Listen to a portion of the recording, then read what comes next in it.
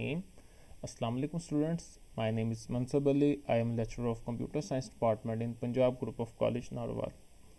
Students, जो आज का हमारा टॉपिक है इसमें हमने कंप्यूटर प्रोग्राम को देखना है और उसके अलावा हमने साथ इसके प्रोग्रामिंग लैंग्वेज और इसकी कितनी टाइप्स हैं ये देखनी है। उसके साथ हम ये भी देखेंगे कि कंप्यूटर प्रोग्राम की हमें क्यों ज़रूरत पड़ी, प्रोग्रामिंग लैंग्वेज को हम कहाँ पे यूज़ करते हैं, कैसे यूज़ करते हैं और उसके क्या बेनिफिट्स हैं। No students, first of all हमारे पास कंप्यूटर प्रोग्राम है। हम कंप्यूटर प्रोग्राम उस चीज़ को कहते हैं कि हम कुछ इंस्ट्रक्शंस कंप्यूटर को देते हैं, कंप्यूटर उनके मुताबिक कोई ना कोई काम करता है, उस चीज़ को हम कंप्यूटर कहते हैं। जैसे मैंने कंप्यूटर से कोई बात करनी है तो जो मैं बोलूँगा वो कंप्यूटर को समझ नहीं आएगा, इसलिए मुझे उस काम के लिए कंप्यूटर की लैंग्वेज में जाके उसको इंस्ट्रक्शंस देनी पड़ेंगी कि वो उन इंस्ट्रक्शन को समझे और उन इंस्ट्रक्शंस के मुताबिक काम करे, और मेरा वो जो इंस्ट्रक्शंस होंगी उनको हम सॉफ्टवेयर का नाम देंगे। इसको कुछ हम इस तरह समझ लेते हैं जैसे कि ये एक प्रोग्रामिंग लैंग्वेज है। आप ये इग्नोर कर दें कि हाई लेवल है कि लो लेवल है। सिंपल एक प्रोग्रामिंग लैंग्वेज है जो हमने टर्बो सी कंपाइलर के अंदर लिखी है और यही हम कंपाइलर अपने कोर्स में भी यूज़ करेंगे। तो ये मैंने एक कोड लिखा है। अब इस कोड को मुझे पता है मैंने क्या लिखा है, लेकिन कंप्यूटर को नहीं पता चल रहा ये क्या है क्योंकि ये इंग्लिश लैंग्वेज में है। तो ये कोड जब कंप्यूटर के पास जाएगा, ये एक इंस्ट्रक्शंस हैं, तो कंप्यूटर इन इंस्ट्रक्शंस को क्या करेगा, इस 01 की फॉर्म में कन्वर्ट कर लेगा।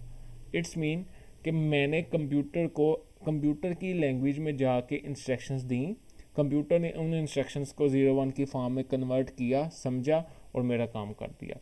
इस चीज़ को हम सॉफ्टवेयर कहते हैं। तो डेफिनेशन भी हमने यही कही थी, अ सेट ऑफ इंस्ट्रक्शंस। ये वाली इंस्ट्रक्शंस पूरा सेट हमने किसको दिया है, कंप्यूटर को। कंप्यूटर ने क्या किया, एक टास्क परफॉर्म किया, उसको हम कंप्यूटर प्रोग्राम और सॉफ्टवेयर का नाम देते हैं।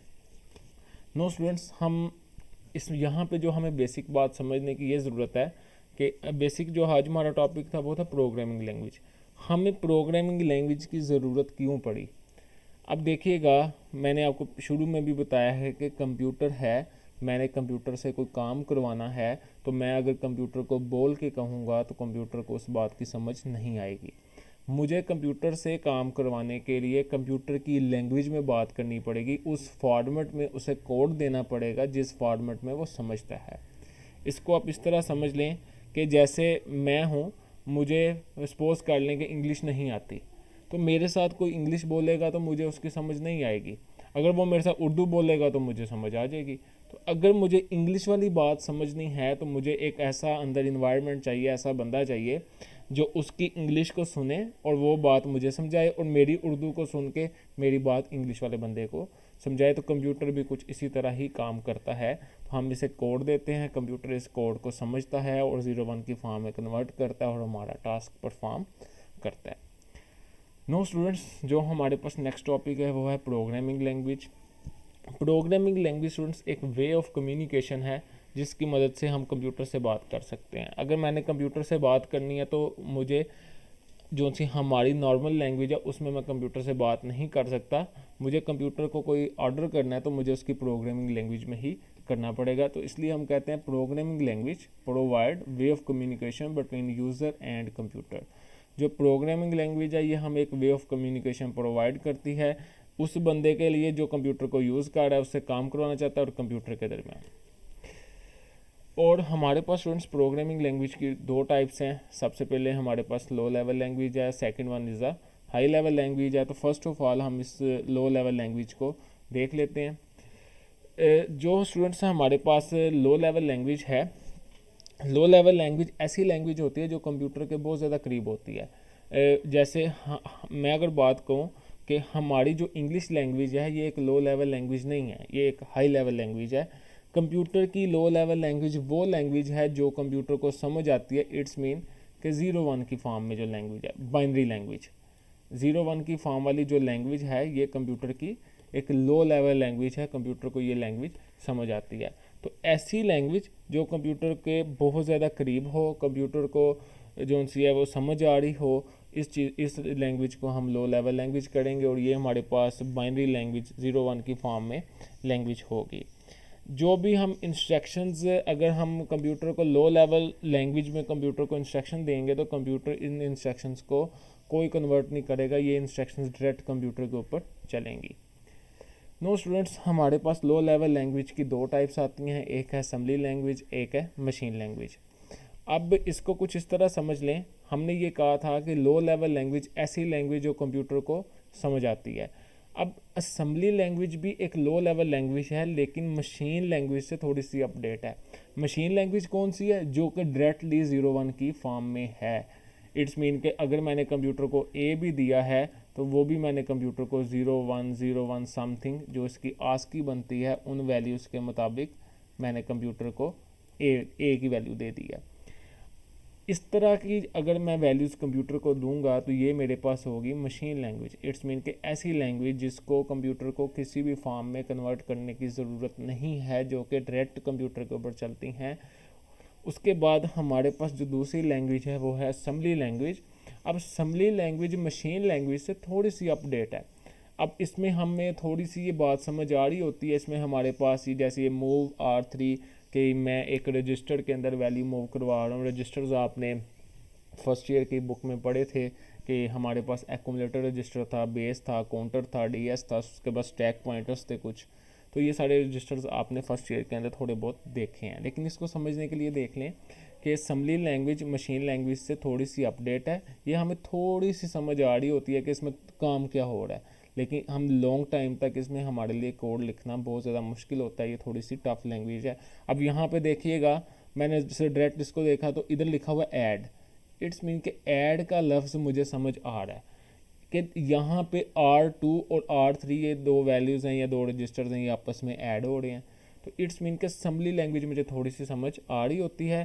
तो असेंबली लैंग्वेज ये हुई कि ऐसी लैंग्वेज जो है तो एक लो लेवल लैंग्वेज है, लेकिन मशीन लैंग्वेज से थोड़ी सी अपडेट है, हमें थोड़ी बहुत समझ आ रही होती है। इसमें कुछ इंग्लिश के वर्ड्स यूज़ होते हैं, इन वर्ड्स को हम मैनीमोनिक्स का नाम दे सकते हैं। उसके बाद स्टूडेंट्स, आप इस डायग्राम को कुछ इस तरह समझ लें कि अगर तो मशीन लैंग्वेज होती, मतलब इट्स मीन के मेरे पास ये वाला कोड होता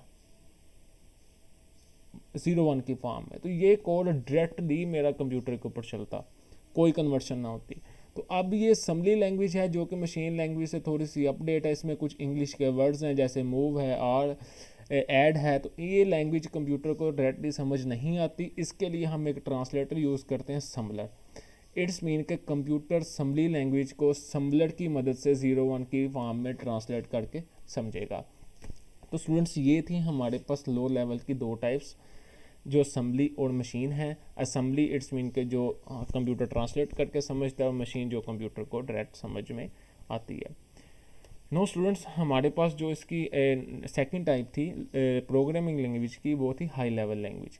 हाई लेवल लैंग्वेज स्टूडेंट्स ऐसी लैंग्वेज होती हैं जो कि हमारी लैंग्वेज है, जैसे इंग्लिश लैंग्वेजेस, उर्दू लैंग्वेजेस जो हम बोलते हैं, जो हमारे बहुत ज़्यादा करीब हैं। जो ऐसी लैंग्वेज जो ह्यूमन के बहुत ज़्यादा करीब है वो है हाई लेवल लैंग्वेज, और ये लैंग्वेज कंप्यूटर को समझ में नहीं आती। इसको आप कुछ इस तरह समझ लें कि ये एक हाई लेवल लैंग्वेज थी। हाई लेवल लैंग्वेज को किसी लैंग्वेज ट्रांसलेटर के थ्रू कंप्यूटर ने असेंबली लैंग्वेज में कन्वर्ट किया। फिर असेंबली लैंग्वेज को कंप्यूटर ने असेंबलर की मदद से मशीन लैंग्वेज में कन्वर्ट किया। लेकिन आजकल हमारा थोड़ा सा सिस्टम एडवांस भी हो गया हुआ है। ऐसे भी हो सकता है कि कंप्यूटर जो सा वो डायरेक्ट हाई लेवल को 01 की फॉर्म में कन्वर्ट कर ले, और ऐसे भी हो सकता है कि कंप्यूटर जो सा पहले असेंबली लैंग्वेज में कन्वर्ट करे और असेंबली लैंग्वेज के बाद इसको मशीन लैंग्वेज में कन्वर्ट करे। इट्स मीन के हाई लेवल लैंग्वेज ऐसी लैंग्वेज जो ह्यूमन के बहुत ज़्यादा करीब हैं, जो हमें समझ आती हैं, जो कंप्यूटर को समझ में नहीं आती। कंप्यूटर को इन लैंग्वेज को समझने के लिए लैंग्वेज ट्रांसलेटर की ज़रूरत पड़ेगी। वो इसको ट्रांसलेट करके 01 की फॉर्म में इसको मशीन लैंग्वेज बना के फिर इसको समझेगा। स्टूडेंट्स, हमारे पास यहाँ पे बहुत सारी हाई लेवल लैंग्वेजेस हैं। आपकी बुक पे उन्होंने कोबाल भी दी हुई है, फोर्ट्रन भी दी हुई है। तो इधर हमारे पास जावा है, रूबी एंड हिल्स है, सी शार्प है, पाइथन है।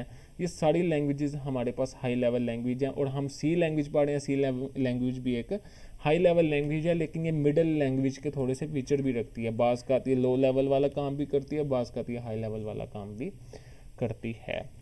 तो ये वाली जितनी भी हाई लेवल लैंग्वेजेस हैं, ये सारी लैंग्वेजेस हम पहले 0-1 की फॉर्म में कन्वर्ट करते हैं, कंप्यूटर को समझ आती हैं, ये हमें समझ में नहीं आती। अब हम कंप्यूटर को समझ में नहीं आती, हमें समझ आती हैं।